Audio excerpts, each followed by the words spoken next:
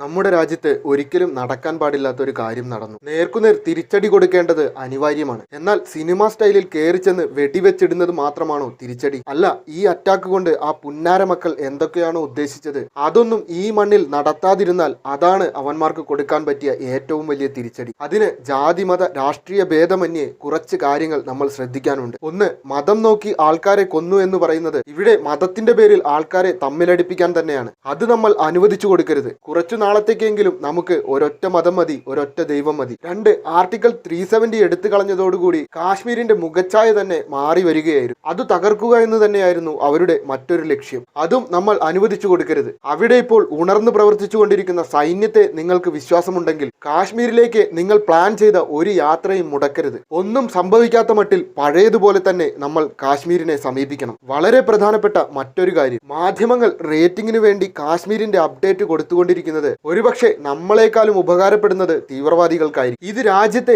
ഏത് രീതിയിൽ ബാധിച്ചിട്ടുണ്ടെന്ന് അവർക്ക് സമൂഹ മാധ്യമങ്ങളിലൂടെ വളരെ ഈസിയായി മനസ്സിലാക്കാം. അതുകൊണ്ട് ആ പുന്നാര മക്കളുടെ തല മണ്ണിൽ പതിക്കുന്നതുവരെ മുഖ്യമായ ഒരു വിവരവും അഭിപ്രായങ്ങളും സോഷ്യൽ മീഡിയയിൽ പങ്കുവെക്കാതിരിക്കുക. ഞാനിനി ആ നാൾ വരെ ഇതിനെപ്പറ്റി മിണ്ടാൻ പോകുന്നില്ല. കാര്യങ്ങളുടെ ഗൗരവം മനസ്സിലാക്കി നമുക്കെല്ലാവർക്കും ഒരുമിച്ച് മുന്നോട്ട് പോകാം.